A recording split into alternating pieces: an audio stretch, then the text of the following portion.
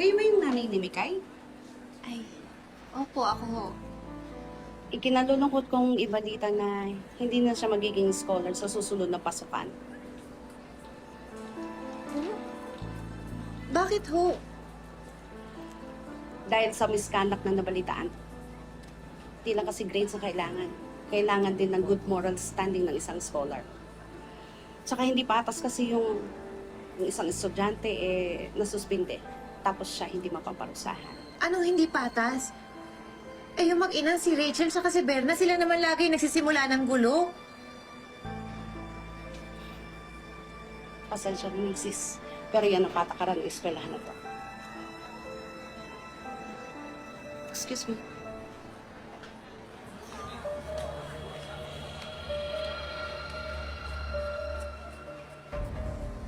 Ano po yun, Nay?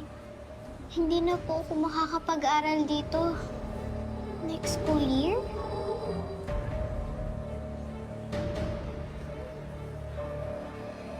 Pasensyahan tayo. Nagkamali ka ng binangga mo.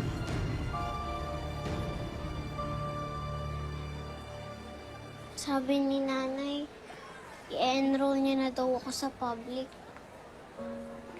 Pero okay na siguro yun. Kasi at least, di ba? Wala naman ng Rachel na mga aaway sa akin. Ang hirap maging mahirap, Mikay. Kasi walang nakikinig sa panig natin. Tara na, baka maliit pa tayo. Hoy, Mikay, teka. Mami yun ni Rachel. Nako, Berna, ginawa ko lang yun dahil magpinsan ng mga asawa natin. Ano ka ba naman, Vanji? Bakit naman sa pagsasalta mo parang naaawa ka pa sa mga doon? Alam mo, dapat kasi hindi ka na tumatanggap ng mga katulad nila dito sa school natin. Nakakasira ng reputasyon eh. Ay, o ito. Para sa'yo. Oh. Sigurado magugustuhan mo yan. Ba, naalala mo yun yung gusto mong skincare. Thank you. Salamat, Oo. salamat. Oh. Kaya talaga nakakalimutan. Ano?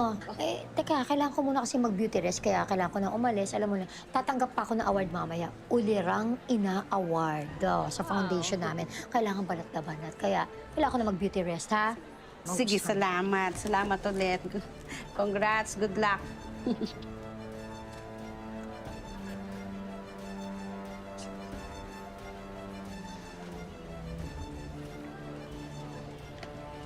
Oh, nak! Nay!